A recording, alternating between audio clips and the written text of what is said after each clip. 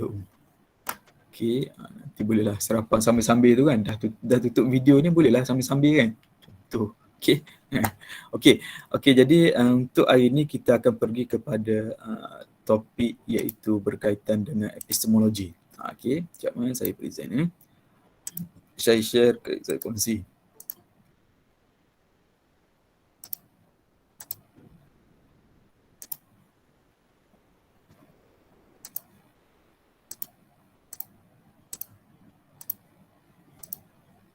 Okey. Okey, jelas nampak Okey. Jadi hari ini kita akan belajar ataupun kita akan mengikuti, kita cuba berbincang berkaitan dengan juga daripada cabaran falsafah, iaitu berkaitan dengan epistemologi. Okey, berkaitan epistemologi. Okey. Okey, jadi epistemologi merupakan salah satu cabaran dalam falsafah untuk kita memahami ataupun kita nak memahami satu ilmu, sebab falsafah ini berkait dengan isu-isu ilmu pengetahuan, berkait dengan prinsip dan sebagainya. Apa yang kita nak capai dalam kehidupan manusia. Sebelum ni kita dah ikuti berkaitan dengan sosiologi dan psikologi, yang mana dalam konteks falsafah, untuk membentuk satu falsafah, memahami satu falsafah, kita mestilah berkait dengan unsur-unsur pelbagai cabaran, iaitu antaranya iaitu berkaitan psikologi dan sosiologi, berkaitan manusia itu, berkaitan masyarakat itu. Dan seterusnya kita juga pergi kepada berkaitan dengan metafizik. Yang mana walaupun metafizik ni perkara yang kita tak nampak, seperti mana yang telah kita ikuti kelas sebelum ni, walaupun perkara ataupun bila sebut pasal metafizik berkaitan roh, jiwa dan sebagainya, walaupun kita tak nampak, tetapi ia telah menjadi, orang kata dah menjadi sebati ataupun telah termaktub. Contohnya kalau ada orang agama Islam, contoh agama Islam, kita ada unsur-unsur ketuhanan. Dan juga dalam konteks falsafah India, tamadun India yang mana mempunyai unsur-unsur ketuhanan. Dan juga falsafah-falsafah yang lain. Jadi unsur-unsur ketuhanan ni, ia mempunyai jiwa, mempunyai roh dan sebagainya, ia perkara yang tidak nampak dalam konteks metafizik itu. Tetapi ia telah sebati dan telah memberi satu guide, satu panduan yang mana kita telah ikutinya, dan kita memahami mungkin berasal kepada generasi ke generasi dan sebagainya. Dan ia juga termaktub dalam Islam, termaktublah wahyu, dalam Al-Quran dan sebagainya, yang mana kita tak nampak ketuhanan tu, kita tak nampak roh dan jiwa tu, tapi kita mempercayai. Kita mempercayai yang bahawa unsur-unsur metafizik ini sebenarnya memberi satu kesan satu panduan untuk bagaimana untuk kita bertindak, bagaimana kita untuk berfungsi.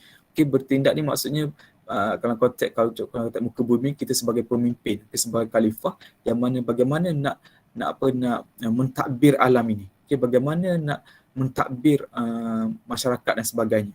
Jadi ada unsur-unsur metafizik yang setengah-setengah pihak yang menyerap dalam diri untuk supaya membangunkan manusia itu lebih baik. Gitu. Tapi ada setengah-setengah fahaman ataupun setengah-setengah masyarakat dan sebagainya, individu sendiri yang mana tidak mempercayai unsur-unsur metafizik itu. Nanti kita akan ikuti untuk topik seterusnya, iaitu berkaitan dengan bagaimana modernisasi, pasca moden, yang mana pasca moden itu mempunyai relativisme, ideologi relativism, yang mana ia tidak ada unsur-unsur, relativism ni ia berasal kepada unsur kebebasan. Jadi nanti kita akan ikuti nanti untuk topik seterusnya, topik yang ke-9. Ada kawan masuk. Jadi epistemologi, apa dikatakan epistemologi? Sebelum tu apa yang kita akan dapat dan melalui pengajian kita hari ini ataupun perkongsian saya ini, ialah kita cuba untuk menjelaskan perkembangan revolusi, yang mana akan revolusi industri sains serta kesan-kesan epistemologi yang tercetus darinya. Maksudnya bagaimana revolusi sains itu telah menyebabkan pembangunan ataupun perkembangan terhadap ilmu. Ilmu ni termasuklah maklumat yang kita dapat. Maklumat yang kita dapat dari sudut teoretikal, dari sudut praktikal dan sebagainya. Bagaimana revolusi sains ini berlakunya pada zaman Renaissance, zaman modernisasi itu, berlakunya perkara tersebut, maka revolusi pendasaran dan sebagainya, maka dia bagaimana memberi kesan kepada epistemologi itu, kefahaman berkaitan dengan ilmu. Okey, berkaitan dengan maklumat yang kita dapat, berkaitan dengan insan, keinsanan dan sebagainya. Bagaimana sebelum revolusi sains itu, manusia itu dilihat bagaimana. Dan selepas pada revolusi pendasaran itu ataupun revolusi sains itu, ada unsur sains dan matematik itu, bagaimana manusia ataupun masyarakat melihat manusia itu. Okey, dan seterusnya yang kedua, kita cuba untuk menjelaskan peranan epistemologi sebagai pemacu perkembangan serta penjarahan ilmu pengetahuan yang baru. Okey, yang mana adanya unsur-unsur bagaimana epistemologi itu penting untuk kita faham. Okey, apakah persoalan-persoalan yang perlu kita jawab apabila orang bertanya berkaitan epistemologi, dan sebenarnya dan jawapan-jawapan yang kita jawab itu memberi satu pengetahuan yang baru. Okey, mungkin orang dulu memahami berkaitan insannya begitu. Okay, kalau dari sudut hukuman tu mungkin hukumannya kalau dulu lebih kepada kekerasan. Okay, bagaimana sekarang ni mungkin lebih kepada tidak ada unsur-unsur kekerasan dari sudut hukuman. Okay, dia melibatkan kepada mungkin ada nasihat, intervention dan sebagainya. Okay. Okay, dan seterusnya kita cuba untuk menghuraikan prinsip-prinsip kebenaran ilmu dan teori-teori utama kebenaran. Okay, teori-teori kebenaran contoh kan. Teori-teori kebenaran ni iaitu berkaitan dengan teori koresponden, kohoren dan juga pragmatik. Yang mana ini antara teori-teori utama yang apabila kita nak memahami satu maklumat, kita nak membenarkan satu maklumat itu, inilah teori-teori yang mana teori-teori utama yang kita akan ikuti nanti. Dan apakah dikatakan teori koresponden, kohoren dan juga pragmatik. Okey, keempat ialah kita cuba untuk menganalisis perkembangan ilmu pengetahuan semasa serta peranan epistemologi sebagai pemacu penjanaan ilmu itu. Okey, kita cuba analisis nanti. Okey. Itu apa yang kita akan perolehi. Okey, dan ini buku rujukan lah. Okey, modul tu. Okey, selain daripada ikuti modul, juga anda perlu juga membaca bahan bacaan yang lain supaya dapat memberi satu kefahaman. Okay, kefahaman bukan dalam konteks teori saja, faham berkaitan maklumat tersebut, okay, tapi bagaimana sudut praktikalnya. Nanti kita tengok bagaimana nak memahami satu ilmu itu ataupun satu maklumat yang orang bagi pada you tu ataupun orang maklum pada you tu. Contoh dadah itu merupakan memberi satu kemustahan kepada diri, pada masyarakat. Adakah ia benar ataupun tidak dan teori apa yang kita ambil. Okay, dan bagaimana ia sebenarnya memberi satu pembangunan kepada ilmu pengetahuan yang kita tahu. Okey. Jadi epistemologi seperti mana yang kita sembang sebelum ni, epistemologi ialah ia berkaitan dengan ilmu. Okey, bagaimana ilmu itu dibangunkan. Okey, bagaimana kita mengkaji atau kita nak memahami ilmu itu ilmu tentang ilmu. Okey, kalau sebut ilmu ni mungkin tak keliru kan. Okey, contoh maklumat. Okey, bagaimana maklumat itu mengkaji atas maklumat tersebut. Okey, maksudnya kita mengkaji bagaimana maklumat itu dibenarkan. Okey, maksudnya dibenarkan maksudnya membenarkan maklumat tersebut. Jadi epistemologi ini isu paling utama dalam bahasa falsafah yang mana mempengaruhi bentuk pemikiran seseorang. Bagaimana dia melihat berkaitan dengan dadah. Okey, contoh. Okey, ada setengah orang melihat dadah ini satu perkara negatif. Tapi ada juga melihat dadah itu juga dalam konteks positif. Okey, bagaimana dia lihat itu? Okey, apakah justifikasinya? Okey, jadi justifikasi perkara tersebut yang kita cuba untuk membenarkan adakah isu tersebut memberi impak kepada masyarakat ataupun tidak. Okey, jadi ilmu bukan satu sahaja alat tetapi matlamat manusia untuk memahami realiti sebenar. Okey, realiti yang dalam konteks yang sebenar. Jadi ilmu ni bukan hanya sebagai alat tetapi matlamat yang mana kita cuba untuk mencapai satu matlamat dalam kehidupan kita. Okey. Jadi ilmu ni bukan hanya sekadar maklumat saja. Kita tahu je. Tapi adakah aplikasinya, praktisnya macam mana? Kita dah tahu, contohnya lah. Kalau awak dapat tahu dadah adalah satu penggunaan ataupun satu sumber yang memberi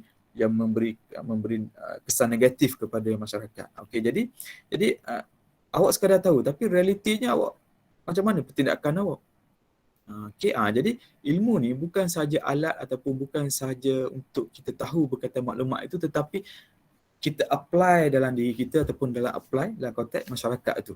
Okey, jadi itu katakan epistemologi. Dan epistemologi ilmu tentang epistema ialah ilmu, logos ialah ilmu kritik, teori dan kajian. Nampak tak? Okey, jadi sebab kenapa dikatakan teori kritik di situ disebabkan epistemologi ini Okey, saya bagi contoh tadi. Okey, dadah tadi. Okey, dadah, adakah dadah itu positif ataupun negatif? Ada yang uh, menyatakan bahawa dadah itu memberi kesan yang uh, positif. Tapi ada juga menyatakan bahawa dadah itu memberi kesan yang negatif. Jadi di situ akan berlakunya kritikan. Jadi kritikan itu sebenarnya bagaimana contoh saya dan kawan saya melihat bahawa dadah itu satu perkara yang negatif. Tapi kawan saya melihat dadah itu memberi satu perkara yang positif. Jadi di manakah cara pemikiran saya? Dan daripada manakah maklumat yang saya dapat yang menyatakan bahawa dadah adalah satu negatif. Tetapi bagaimana pula kawan kat saya menyatakan bahawa dadah adalah satu perkara yang positif. Jadi daripada mana maklumat didapat dan apakah justifikasi yang menyatakan bahawa dadah itu memberi satu perkara ataupun satu perkara yang positif. Begitu, positif maksudnya memberi manfaat lah. Begitu Okey, jadi kritikan-kritikan itu yang menyebabkan akan berlakunya, akan keluarnya atau akan membina satu ilmu yang baru. Okey, ilmu baru maksudnya sama ada dia memberi manfaat ataupun tidak, itu belakang kira. Tapi ilmu maksud akan bercambah ilmu itu, maklumat tersebut. Okey, jadi ilmu tentang ilmu kajian mengenai ilmu atau teori ilmu itu. Okey, teori ini maksud andaian dan sebagainya. Okey, jadi contoh. Okey, jadi epistemologi ni, macam mana kita nak faham berkaitan epistemologi? Jadi apakah elemen-elemen ataupun apakah persoalan-persoalan yang perlu kita jawab apabila orang tanya you berkaitan dengan epistemologi?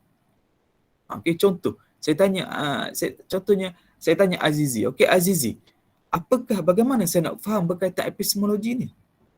Okey, apa yang dikatakan epistemologi ni? Saya nak faham, Azizi. Tolong jawab, tolong maklum kat saya. Okey, begitu. Jadi bila orang tanya begitu, Azizi, jadi apa yang awak perlu jawab ataupun persoalan yang awak perlu jawab kepada saya ialah merangkumi 3 persoalan utama. Okey. Berkaitan dadah. Okey, dadah itu contoh dadah. Okey. 3 persoalan utama berkaitan dadah itu yang perlu awak jawab dalam konteks epistemologi.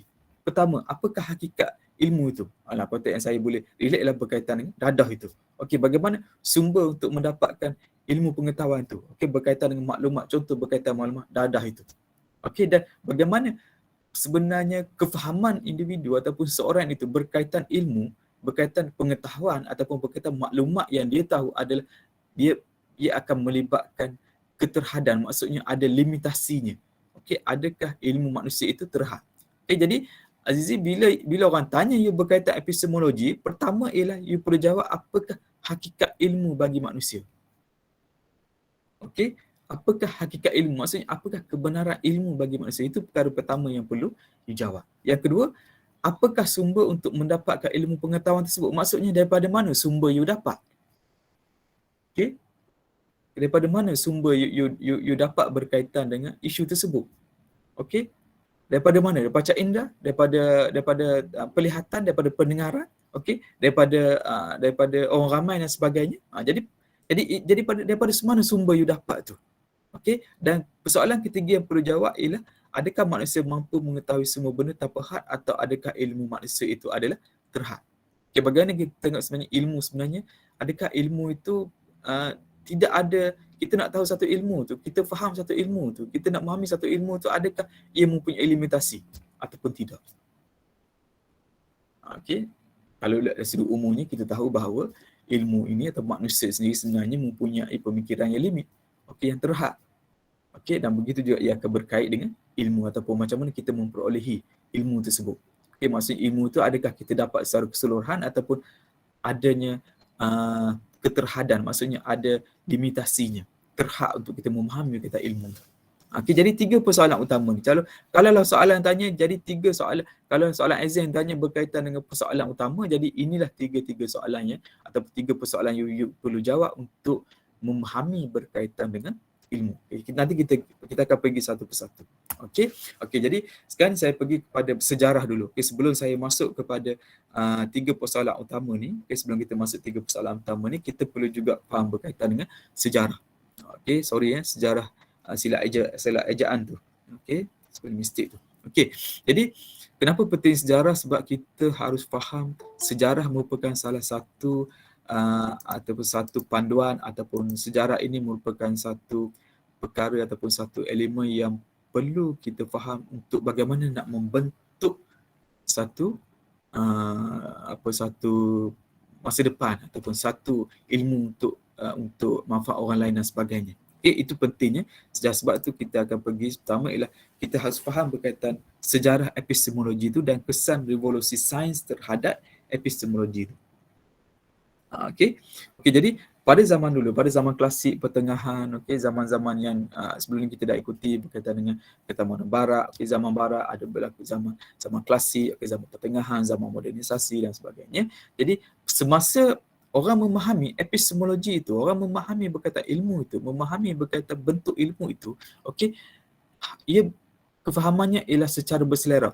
Maksud saya ke sini sebab tu kalau awak nampak ada ahli falsafah, Max Weber, ada Karl Marx, ada Popper dan sebagainya. Jadi mereka memahami atas individu itu. Memahami satu perkara. Jadi tidak ada satu panduan ataupun satu guideline yang kukuh secara saintifik.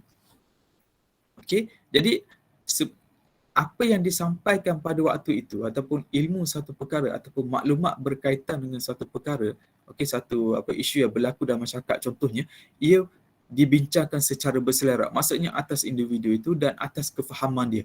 Bagaimana dia melihat, contohnya bila kita nak memahami satu perkara, satu isu, maka kita akan faham berasas kepada panca indera. Kalau dulu sebelum revolusi sains, dia berasal kepada kefahaman rasionalisasi ataupun maksud melalui akal yang rasional. Tapi kita juga belajar bahawa ada Descartes ataupun ada ahli falsafah yang lain menentang ataupun cuba untuk bukan berkonflik tapi menentang bahawa kehidupan ini bukan hanya berasal kepada ada unsur-unsur yang atas rasional, tetapi kehidupan juga melibatkan ada emosi yang mana maka apa yang dimaklumkan satu isu oleh seseorang itu juga dia akan melibatkan emosi dan sebagainya. Maka tidak rasional. Jadi saya balik pada yang ni. Jadi orang memahami berkaitan epistemologi kalau dulu hanya ia berasal ia tidak secara struktur. Maksudnya dia berkecapar berkaitan dengan ilmu ni. Berkecapar.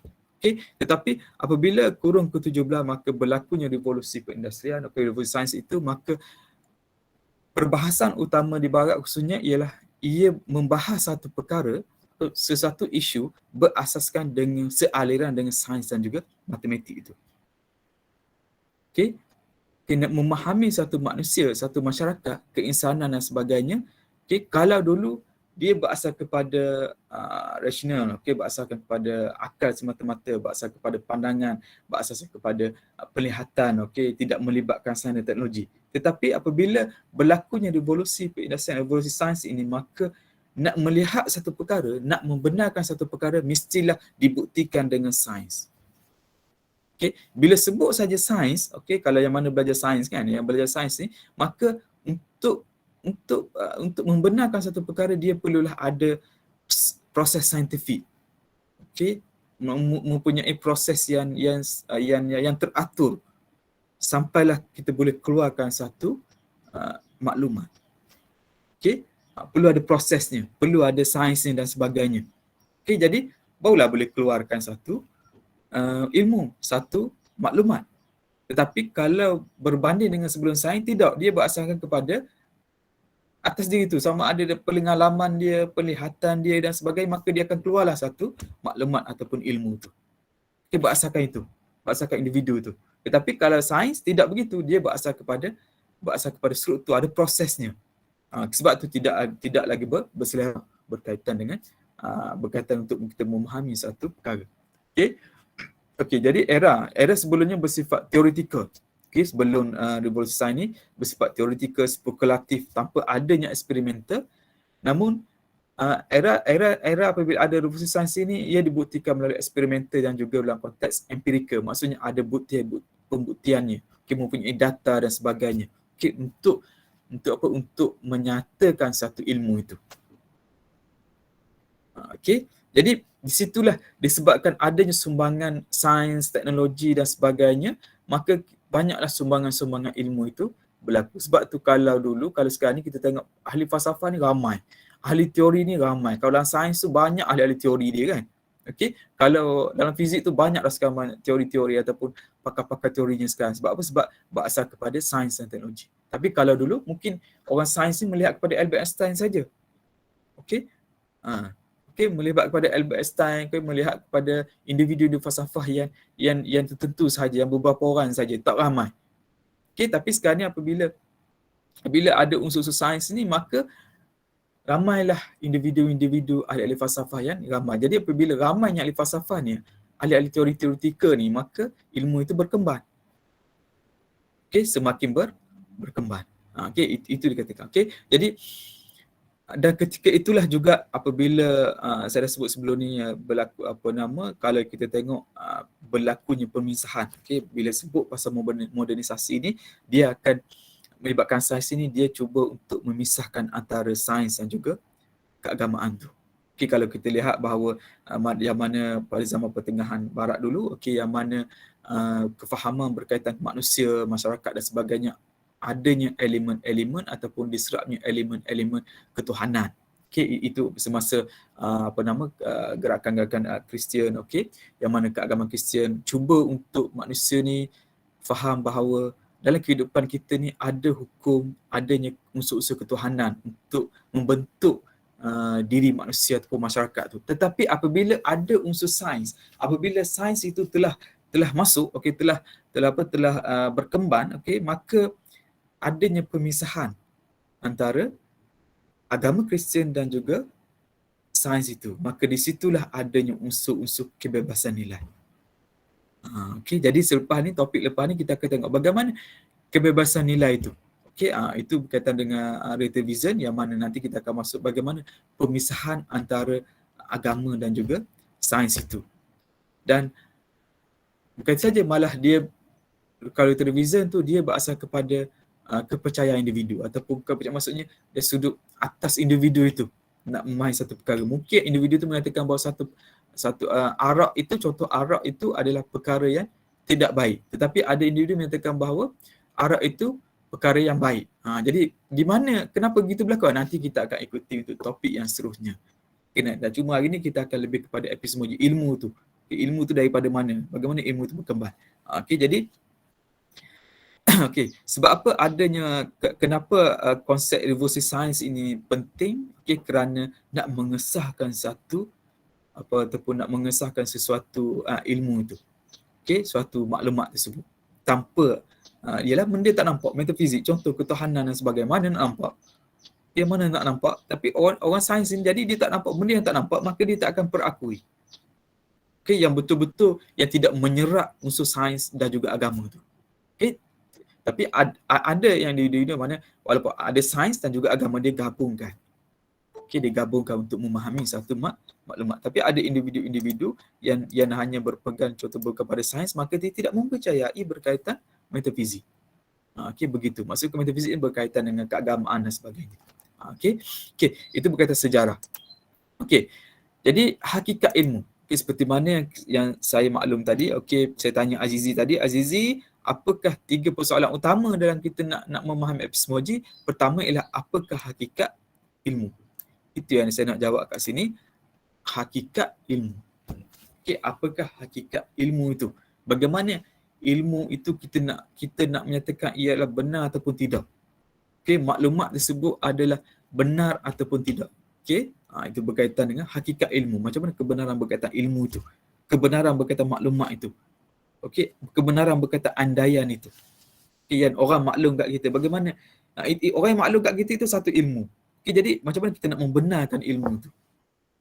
Okey, jadi hakikat ilmu merupakan persoalan utama dalam epistemologi, ialah persoalan utama dalam konteks epistemologi, yang mana apakah definisi yang tepat bagi ilmu? Apakah definisi yang tepat berkaitan ilmu pengetahuan tersebut? Apakah definisi tepat berkaitan dengan isu yang kita cuba untuk kita fahami? Okey, jadi apabila kita nak memahami satu ketepatan ilmu itu dikatakan ilmu ditakrifkan sebagai kepercayaan yang benar berasaskan justifikasi, iaitu justified through belief. Okey, nak membenarkan, nak mempercayakan satu perkara mesti ataupun berasas kepada justifikasi. Nampak tak? Jadi ilmu ditakrifkan kepada kepercayaan. Okey, saya besarkan. Okey, ilmu ditakrifkan sebagai kepercayaan yang benar berasaskan kepada justifikasi. Justified through belief. Okey, kepercayaan yang benar berasal kepada justifikasi. Nak kata apa? Nak percaya satu perkara berasaskan kepada justifikasi. Apa kata justifikasi? Apakah dikata kepercayaan? Apakah dikatakan kebenaran tu? Jadi 3 perkara ni, contoh 3, 1, 2 dan 3 berasaskan justifikasi, maka itulah dikatakan 3 asas utama ilmu.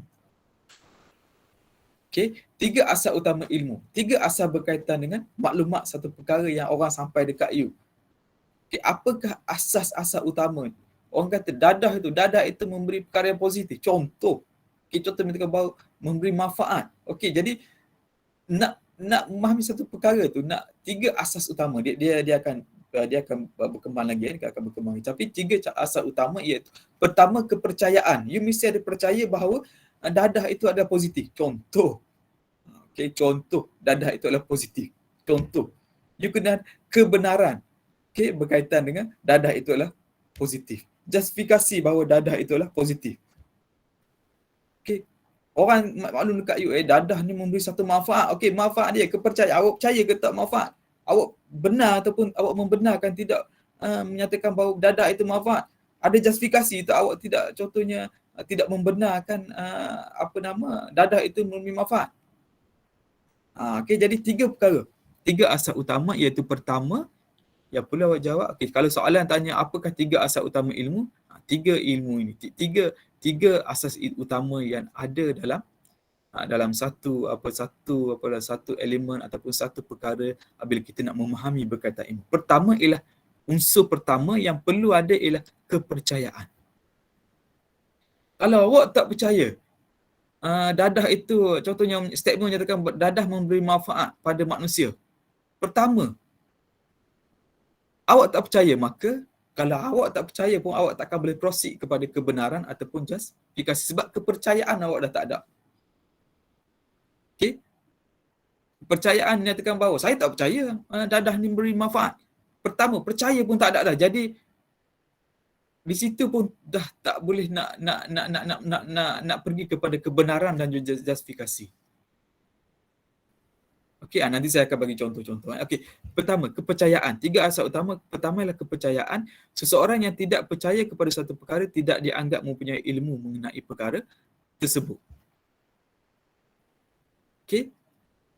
Maksudnya, contoh, kalau kita tidak memahami satu perkara, maka kepercayaan itu tidak akan datang. Maka kita tidak akan membenar ataupun tidak mempercayai perkara tersebut kerana mungkin maklumat kita tak ada ataupun kita mempunyai justifikasi justifikasi yang kukuh menyatakan bahawa dadah itu tidak bermanfaat. Okey? Itu pertama. Okey. Mesti percaya. Pertama, mesti percaya perkara tersebut. Kedua, kepercayaan mestilah benar dengan perkara yang tidak benar tidak dianggap sebagai ilmu. Okey, kebenaran. Kedua ialah you perlu ada kebenaran. Contoh, saya bagi contoh. Okey, contoh. Okey, Kota Baru, Bacok. Di Kelantan kan. Kota Baru dan Bacok. Okey, menyatakan ada individu menyatakan bahawa, ada statement menyatakan bahawa Kota Baru adalah ibu negeri Kelantan. Bacok adalah ibu negeri Kelantan. Okey, jadi yang mana satu benar?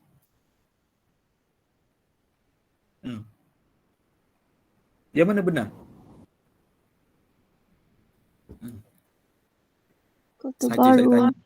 Ya, apa dia? Nusabila?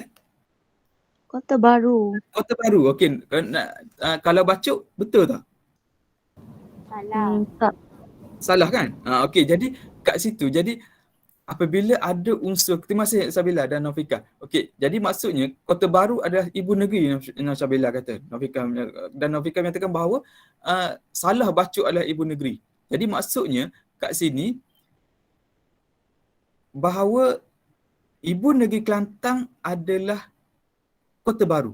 Jadi itu hanyalah sekadar, okey, nak tahu, nak tengok kebenaran ni, saya nak nyata kebenaran ni. Okey, jadi nak membenar ataupun tidak, okey, mungkin Nur Syabila tu dia maklum kat situ, dia dia hanya sekadar mungkin dengar, okey, betul lah saya tak pernah datang ke Kelantan, memang tak pernah ke Kelantan, tapi saya pernah dengar orang kata bahawa ibu negeri pada Kelantan adalah Kota Baru. Betul tak? Okey, jadi nanti kita nak membenarkan satu perkara itu, kita perlu lihat kepada realiti. Realiti masuk kat sini ialah hakikat tu. Okey, betul ke Kota Baru ni ibu negeri pada Kelantan? Bila kita kita cek berkaitan dengan contoh kita orang maklum secara majoriti dan sebagainya. Oh, memang benar bahawa Kota Baru adalah ibu negeri kepada Kelantan. Jadi kebenaran itu mestilah berkait dengan yang satu lagi yang kita nak maklum, iaitu adanya unsur justifikasi. Okey, perlu adanya unsur justifikasi. Okey. Jadi justifikasi itu berkait dengan dia mestilah berasaskan kepada fakta, data, okey, berasaskan kepada kebenaran ataupun berasaskan kepada satu perkara yang memang ada relevannya, memang begitu. Maksudnya awak faham bahawa kenapa awak kata Kota Baru itu salah satu daripada ibu negeri. Mungkin disebabkan awak rasa bahawa kat situnya ada pentadbiran, okey, adanya pusat-pusat pentadbiran yang mana merupakan menjadi satu identiti kepada Kelantan bahawa Kota Baru adalah ibu negeri. Ada justifikasi. Okey, contoh yang lain. Okey, bila sebut justifikasi ni, okey. Contoh yang lain saya nak sebut ialah exam. Okey, contoh exam. Okey, bila ada exam ni nanti MCQ exam lebih pada MCQ lah. Okey. Okey, bila sebut ada satu soalan, okey, satu soalan bertanya berkaitan dengan contoh berkaitan dengan dadah. Contohlah, dadah saja kan. Okey. Tak apa, nanti kita akan tengok, saya akan berkait relativism tu. Okey, saya akan bawa isu LGBT, lesbian, gay, bisexual dan transgender. Nanti saya akan bawa isu tersebut dalam konteks relativism nanti. Okey, epistemologi tak apa. Okey, epistemologi berkait dengan contoh berkaitan pertanyaan berkaitan dadah. Okey, berkaitan dengan dadah. Okey. Jadi atau selain pada dadah lah. Okay, selain pada dadah. Okey, jadi adalah 4 jawapan dia. MCQ ni biasanya akan ada 4 jawapan. A, B, C dan D. Okey. Contohnya jawapan dia memang C. Okey, memang C jawapan dia. Dan awak jawabnya, awak tanda C jawapan dia. Maka bila awak jawab C tu, adakah awak secara tekaan ataupun memang awak faham C tu jawapan dia? Okey. Sebab apa? Apabila melibatkan ilmu, melibatkan satu maklumat, dia mestilah ada justifikasi. Kalau contohnya soalan pertama ada 4 jawapan, you masukkan jawapan C, maka betul itu, dan awak sebenarnya C tu awak tak tahu apa-apa tapi betul. Itu hanyalah sekadar bonus ataupun hanyalah sekadar sangkaan ataupun tekaan, ataupun lebih lagi dikatakan sebagai, kalau konteks lain lebih kepada ilusi. Okey. Jadi betul lah. Tetapi dalam konteks ilmu tu, okey, dalam konteks ilmu tu, you perlu ada justifikasi yang betul-betul awak faham. Memang C jawapan dia. Sebab apa C? Sebab ini jawapan saya dan saya ada justifikasi menyatakan kenapa saya memilih C adalah kerana ini. Maksud ada justifikasi. Okey, maka awak faham berkaitan ilmu. Jadi awak mengenalkan satu ilmu. Tetapi kalau awak hanya tekaan, awak jawab C, awak tak tahu jawapan dia sebenarnya. Tak apalah, try C lah. Tak. Letaklah C. Oh, punya betul. Sebenarnya awak tidak boleh nyatakan lagi mengukuhkan satu ilmu tu sebab awak hanya dari sudut tekaan saja. Tetapi saya balik pada hakikat ilmu, perlu ada justifikasi. Okey, jadi ini 3 asas utama apabila orang tanya berkaitan dengan ilmu ataupun sesuatu maklumat. Okey, dan ketiga-tiga perkara ni, tiga-tiga ni kebenaran adalah salah satu daripada satu ilmu yang cukup kuat ataupun cukup strong untuk memahami satu ilmu tu dalam konteks kebenaran. Sebab tu kita akan pergi kepada teori kebenaran. Okey, teori kebenaran macam cerita kanak-kanak tu kan, cerita apa? Apa Ejen Ali ke apa? Kan, papa kebenaran ke apa? Ya. Okey. Bobo Jadi boy. tak apa. Ya, apa dia? Siapa? Bobo boy. Bobo boy. Pada pergi tu kan. Terengganu pun ada juga ni apa nama Pawagan okay, jangan sebab saya pergi Bobo boy. Okey. Bobo boy. Saya lupa lah. Okey jadi jadi dalam konteks hakikat ilmu, okey, tadi 3 asas utama. Pertama, nak memahami satu perkara, nak membenarkan satu perkara, okey, perlu ada 3 perkara asas utama, itu kepercayaan, kebenaran dan justifikasi. Tiga-tiga ini kebenaran merupakan satu macam tiang seri. Okey, macam tiang seri kan. Tiang seri pula nah. Okey, macam satu tiang yang kukuh ataupun satu unsur yang cukup mantap untuk membenarkan satu perkara.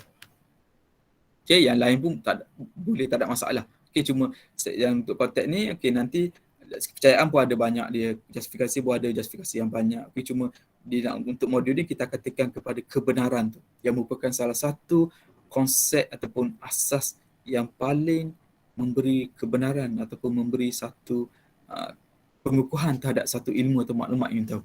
Okey, jadi kebenaran bagaimana? Okey, 3 teori penting berkaitan kebenaran iaitu pertama ialah teori koheren. Okey, koheren ialah satu pernyataan yang dianggap benar jika ia sepadan dengan apa yang wujud di alam yang nyata, iaitu alam nyata ini realiti dan hakikatnya.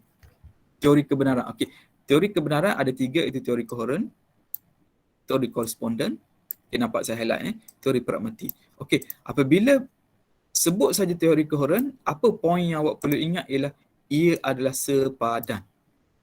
Ingat, ia adalah sepadan. Saya highlightkan. Ia adalah sepadan. Okey. Kalau teori koresponden, ia adalah selari. Okey. Kalau teori pragmatik, ia lebih kepada memberi manfaat ataupun dipraktikkan. Okey. Maksudnya memberi manfaat ni jangan cakap kosong lah. Contoh saya bagi bahasa kasar. Jangan bual saja. Kan? Perbualan tu ataupun you bual saja tu betul ke realitinya boleh buat ke? Begitulah dia kata teori pragmatik. Okey, saya pergi teori koheren. Pertama teori koheren iaitu sesuatu pernyataan dianggap benar jika ia sepadan dengan apa yang wujud di alam yang nyata iaitu realiti dan hakikat. Contoh yang saya sebut tadi, adakah Kota Baru atau Bacok Ibu Negeri Kelantan? Maka yang benar adalah Kota Baru. Kenapa? Bila realiti sebenar, dunia yang sebenar, ini statement je. Ini contoh statement. Okay? Tapi realiti sebenar, ada justifikasi dan sebagainya. Maksudnya, realiti kebenarannya bila pergi Kelantan rupanya memang betul. Kota Baru adalah Ibu Negeri Kelantan. Jadi ia sepadan. Sepadan apa yang statement tu nyatakan, hanya satu statement. Tapi bila pergi turun ke lapangan, memang betul. Ia hakikatnya alam nyata menyatakan wujud alam nyata itu realitinya memang betul. Kota Baru adalah Ibu Negeri pada Kelantan. Sepadan. Itu dikatakan sepadan. Okey, teori koresponden. Okey, teori kebenaran untuk kedua ialah sesuatu pernyataan dianggap benar apabila ia selari. Okey, apabila ia selari dengan pernyataan lain. Okey, contoh. Okey, jenayah berat patut menerima hukuman keras. Patut menerima hukuman keras.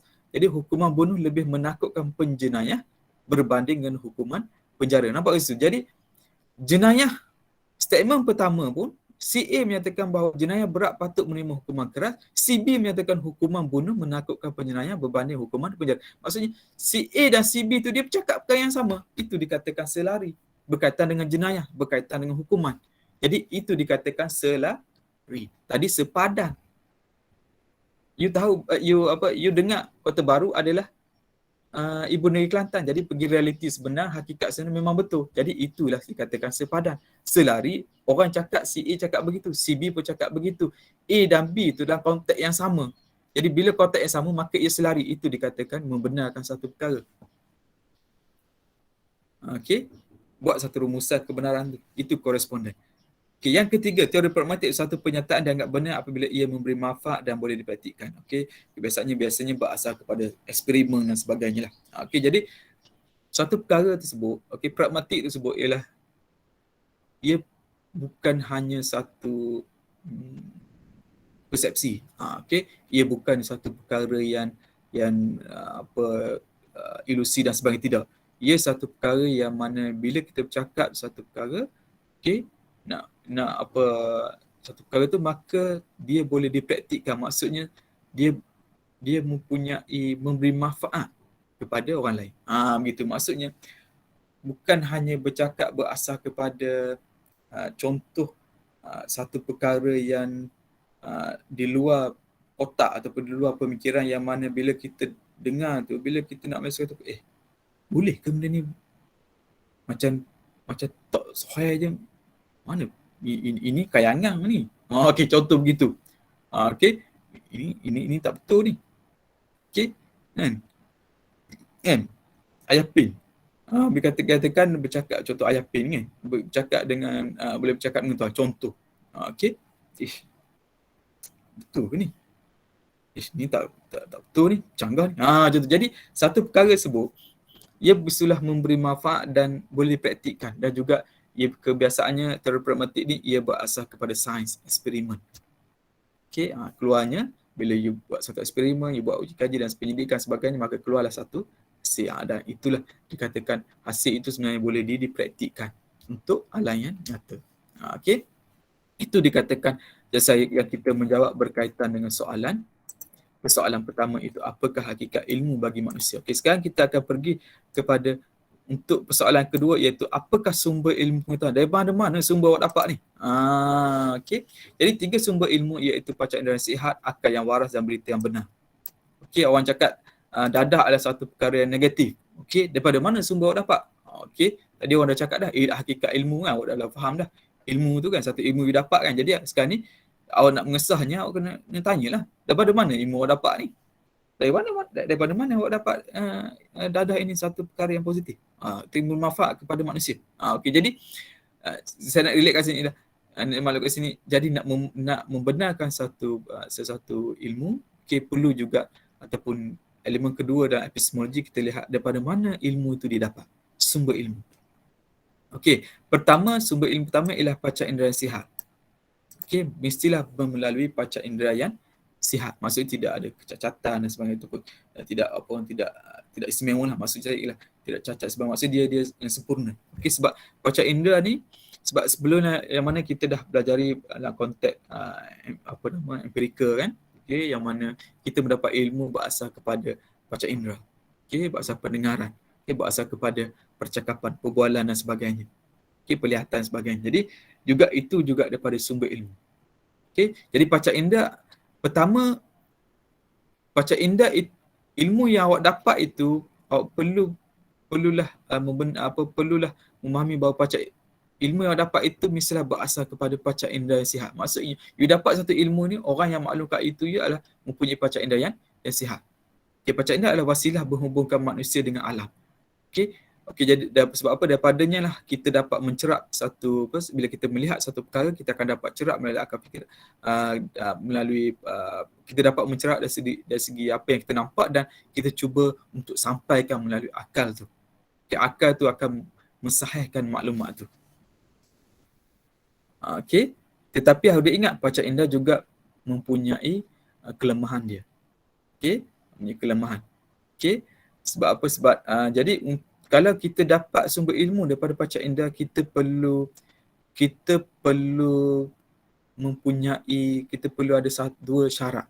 Dua syarat yang kita nak membenarkan satu ilmu itu apabila diberi ataupun disampaikan melalui panca indera itu. Pertama, panca indera digunakan sihat dan tidak cacat. Okey, contoh yang saya bagi seekor gajah. Ada yang buat masuk ni. Okey, seekor gajah. Okey, kita nampak orang yang kita ni, okey, orang yang yang tidak cacat penglihatan dan sebagainya, maka kita akan nampaklah itulah gajah. Okey, contohnya gajah itu dibawa kepada 4 orang yang istimewa, maksudnya cacat penglihatan. Okey, jadi orang cacat penglihatan pertama, dia diminta untuk pegang belalai gajah. Okey, belalai gajah kan. Okey, yang orang yang kedua diberi tugas untuk pegang kaki gajah. Okey, orang yang keempat, orang yang ketiga diberi tugas untuk memegang ekor gajah. Orang yang keempat diberi tugas untuk memegang telinga gajah. Okey, contohlah telinga kan ataupun gading dia kan. Okey. Jadi orang yang cacat penglihatan ni, orang yang istimewa ni, apabila disentuh, orang yang pertama sentuh belalai gajah, dia akan rasa macam ni ular ni. Orang yang kedua yang cacat penglihatan diberi tugas untuk memegang kaki gajah. Bila dia pegang kaki gajah, dia tak nampak, maka dia kata ni batang pokok. Okay, yang ketiga pegang apa tadi? Pegang ekor gajah. Okay, dia pegang ekor gajah, dia rasa ini pun macam ular ni. Okey, contoh. Yang keempat dia pegang tadi gading gajah. Okey, mungkin dia rasa ni macam dia rasa maksud selain pada itulah. Okey, selain pada gading tu. Okey, mungkin dia rasa ni besi ni. Contoh begitu kan. Okey, jadi individu pertama, kita kata OKU lah. OKU pertama sehingga OKU keempat, dia akan memberi tafsiran yang berbeza. Sedangkan yang kita nampak adalah gajah. Tapi individu pertama cakap itu binatang lain, orang yang individu keempat pun cakap lain. Maka kita tidak akan dapat satu sumber ilmu yang benar-benar sahih. Sebab itu pentingnya baca indah yang sihat dan tidak cacat. Yang kedua, maklumat yang dicerap bebas dari faktor yang mencacatkan. Okay, contoh kan. Saya ada gelas ni lah. Okay, gelas ni. Okay. Saya nak tanya kat sini, bagaimana maklumat yang cerap tu perlulah bebas dari faktor yang mencacatkan. Okay, yang mencacatkan. Okay, maksud saya ialah contoh gelas. Okay, gelas yang Luxina. Kaca lah kan. Kaca nampak air dalam kan. Okay. Bila dimasukkan pen ini, dimasukkan ke dalam gelas itu, okay, sebenarnya kita nampak realiti sebenar sebelum kita masukkan dalam gelas ni, realiti sebenar pen ini adalah straight ke belok? Nur Syabila, nampak pen ni? Okey. Pen ni belok ke straight? Straight. Okey, straight Okey. Biasa tu ambil air dalam gelas yang Luxina, okey, gelas yang nampak lah, gelas kaca, dimasukkan dalam air, ada air dalam ni, maka you masukkan you punya pen ni. You akan nampak pen ni apa? Bagaimana pen ni bentuk dia? Bengkok, betul Fika? Akan jadi bengkok. Betul tak? Jadi saya nak masuk kat sini, bila dimasukkan dalam ni, orang akan nampak bengkok. Tapi sebenarnya realiti sebenar pen ini ada straight.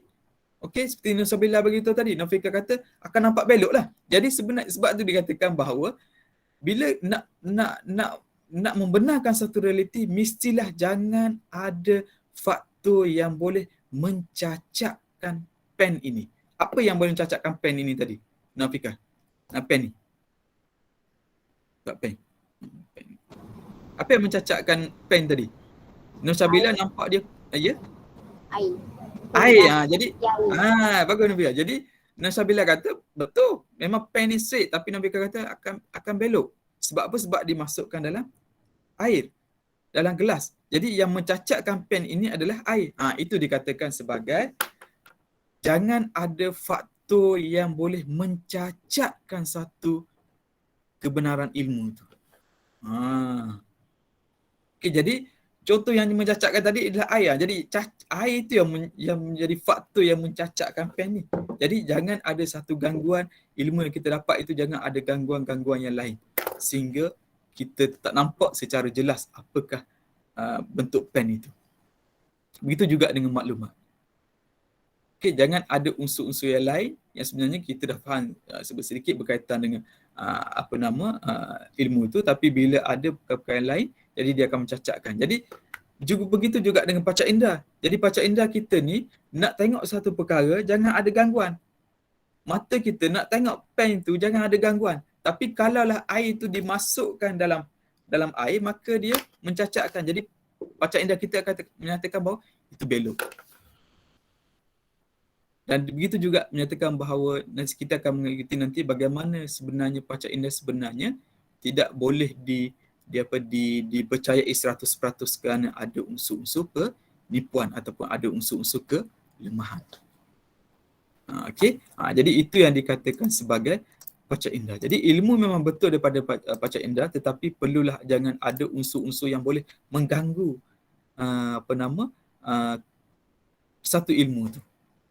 Okey, yang kedua, akal yang waras, iaitu akal menyeka semua yang tidak ada tidak ada pada panca indera seperti generalisasi. Okey, panca indera ni dia akan dia akan maklumlah perkara sebut. Okey, itu perkara yang berlaku. Okey, tapi kalau akal dia pula, dia boleh mentafsirkan satu perkara sebut melebihi pada panca indera. Jadi ilmu daripada panca indera terhad pada alam nyata, ilmu dari akal mempunyai memberi ilmu di luar panca indera untuk memahami satu perkara. Okey, jadi akal mampu menghasilkan hukum yang diyakini benar. Jadi kedua ialah ilmu itu perlulah daripada akal yang waras.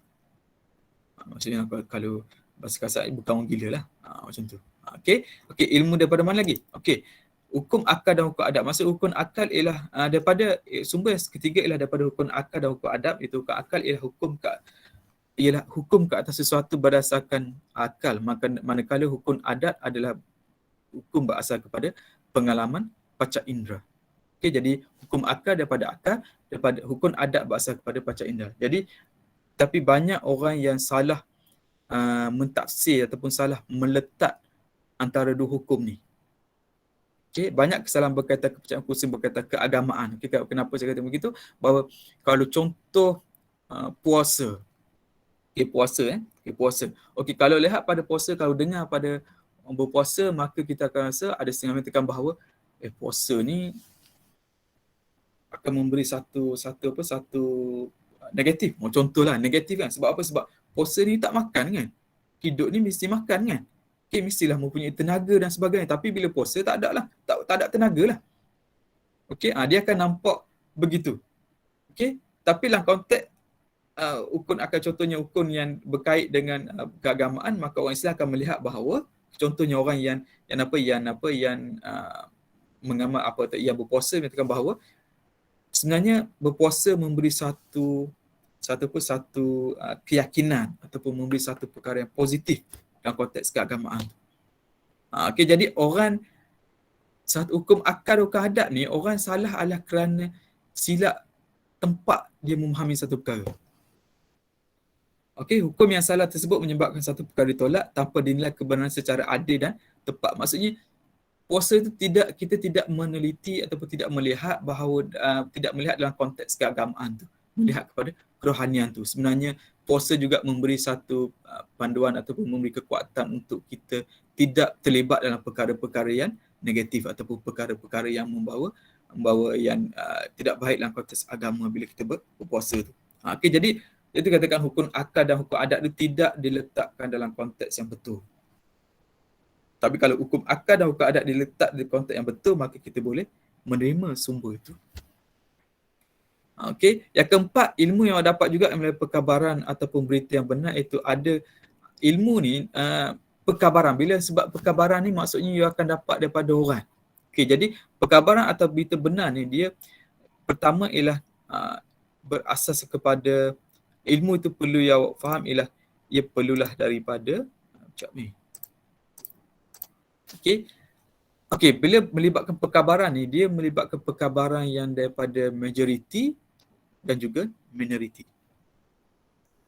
Okey, kalau perkabaran you dapat ataupun satu maklumat itu you dapat daripada yang konteks majoriti, maksudnya you dapat daripada orang ramai. Maksudnya tidak ada unsur lain, maksudnya daripada orang ramai. Dan apabila you dapat satu perkabaran daripada orang ramai, maka mustahil untuk maklumat yang you dapat itu adalah mempunyai unsur penipuan. Itulah konteks majoriti. Okey, dalam konteks yang ramai. Okey, jadi you boleh membenarkan satu perkara. Sebab orang ramai kan, you dapat, you pergi sana, you pergi ke sana, ke sini dan sebagainya, maka benda yang sama. Jadi maksudnya you dapat perkabaran daripada orang yang ramai, maka you boleh membenarkan satu perkara, satu maklumat itu kerana mustahil untuk perkabaran ataupun maklumat yang you dapat itu adalah agenda penipuan. Okey, mempunyai unsur-unsur penipuan.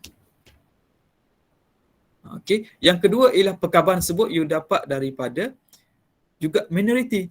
Bila sebut minoriti, tidak semestinya kita reject satu kebenaran tu. Tapi kalau minoriti tersebut dan you mempunyai justifikasi, mempunyai data, mempunyai fakta yang tepat, maka you membenarkan satu perkabaran tersebut. Okay, daripada mana you dapat, okay, maksudnya ada bukti-bukti yang jelas dan sebagainya, maka walaupun ia perkabaran daripada jumlah minoriti, maksudnya jumlah yang sedikit, tetapi ia benar jika diiringi petanda yang menunjukkan satu perkara ialah mempunyai kebenarannya. Okey, itu yang keempat tadi. Okey, macam ni. Okey.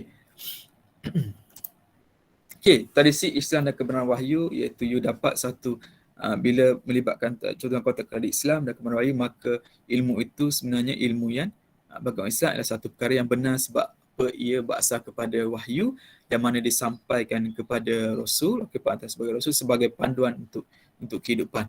Maka Allah Subhanahu Taala telah beri kepada dalam konteks wahyu kepada Rasul untuk menyampaikan satu perkara tersebut. Maka itu dan adanya unsur mukjizat, okey, dan adanya penyampaian hadis ataupun mempunyai sunnah dan sebagainya, maka dibenarkan ataupun keyakinan yang betul dan sebagainya, maka itu merupakan bila melibatkan kebenaran wahyu dan sebagainya, ketuhanan, maka you membenarkan satu ilmu tersebut. Okey, yang kena ialah ilmu sebut daripada ilham dan intuisi. Okey, ilham dan intuisi ialah dikenali sebagai nama seperti wujudan, basirah laduni, dan satu ilmu dari konteks yang you dapat daripada ilham, okey, ilham seseorang tapi you sendiri dapat, maka perlulah diterima dengan ada syarat-syaratnya. Apakah syaratnya? Pertama, perkara yang you dapat itu, okey, ilham yang you dapat itu, intuisi itu tidaklah menyalahi ataupun tidak bercanggah dengan panca indera, akal dan juga wahyu.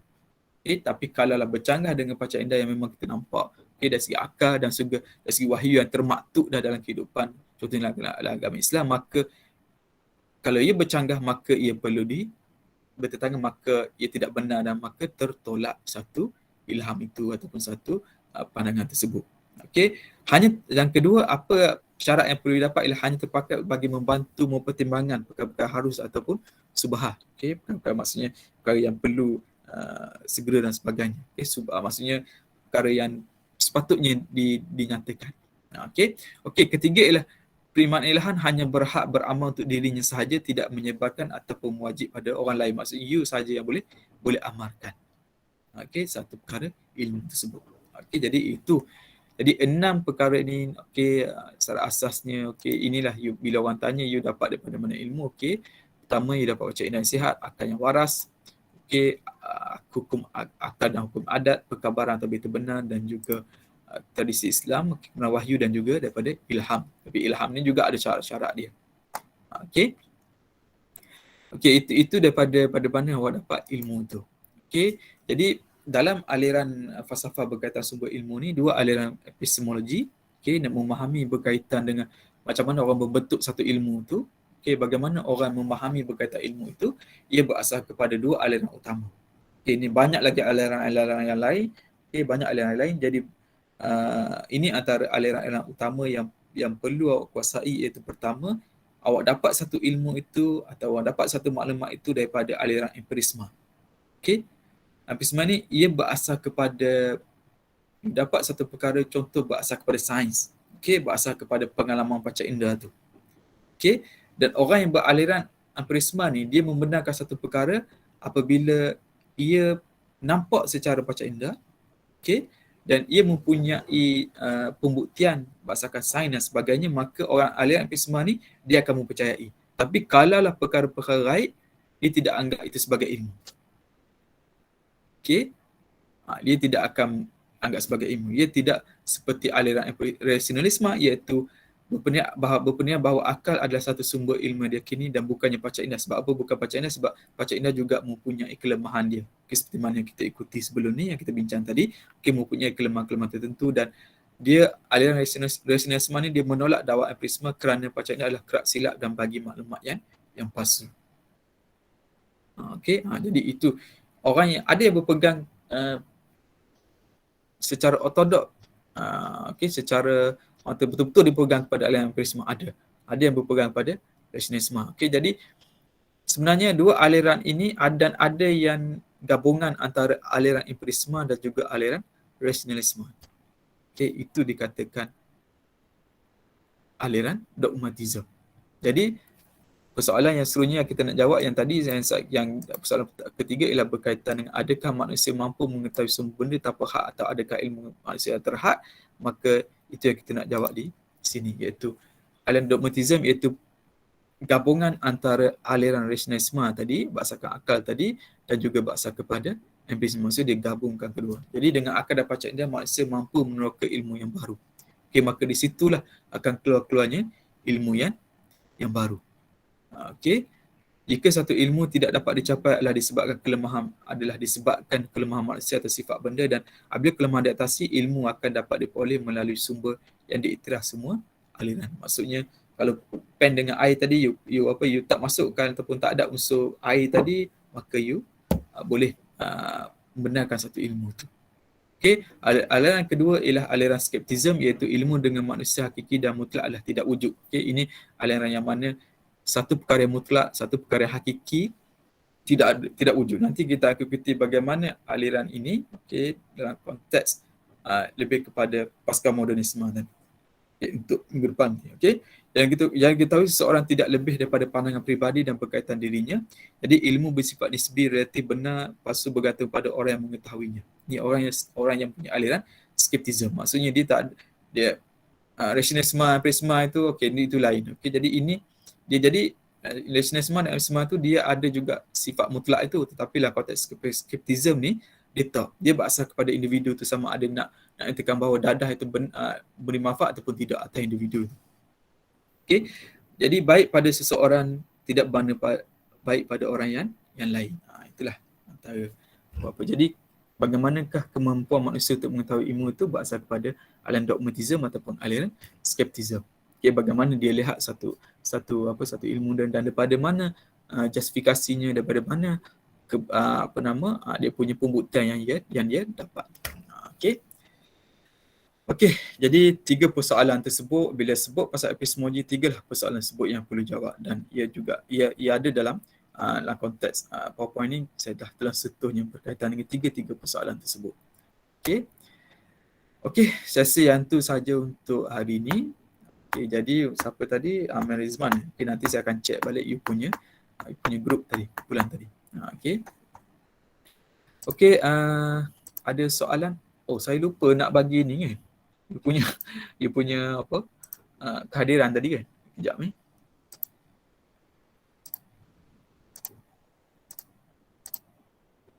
Okey, minta scan. Minta scan.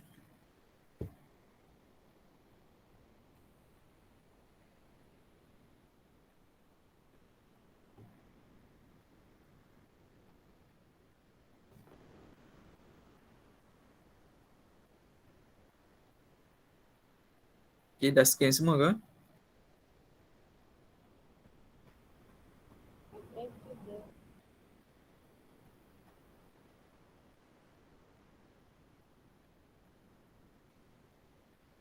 Dah scan, sir. Dah scan okey. Okey, jadi saya rasa untuk kelas hari ni tak boleh scan. Tapi ada yang boleh scan. Okey, cuba scan sekali lagi. Nantilah saya masukkan dalam group sekali. Boleh? Boleh kan? Boleh je. Okey, jom saya masukkan sekali lagi dalam group. Okey, saya nak masuk dalam group Nanti kalau yang tak dapat tu terus. Ingatlah scan ni dia sampai pukul 12 je kan? Okey, pukul 12 malam. Okey, jadi itu saja untuk kelas hari ni. Jadi apa yang kita ikuti nanti, insya-Allah apa yang ni saya akan masukkan dalam video balik dalam e-com. Okey. Dalam inilah. Okey, untuk record nanti. Okey. Jadi untuk kelas hari ni jadi sampai di situ, insya-Allah nanti kita akan jumpa pada minggu depan. Okey, jika ada apa-apa saya akan maklum baliklah. Okey. Jadi saya ucapkan ribuan terima kasih pada semua kerana terus konsisten untuk kelas ni. Jadi insya-Allah apa yang saya sampaikan sebut, jadi buatlah bacaan-bacaan yang lain untuk lebih faham. Jadi saya ucapkan ribuan terima kasih dan kita tutup kelas dengan tasbih kifarah daullah.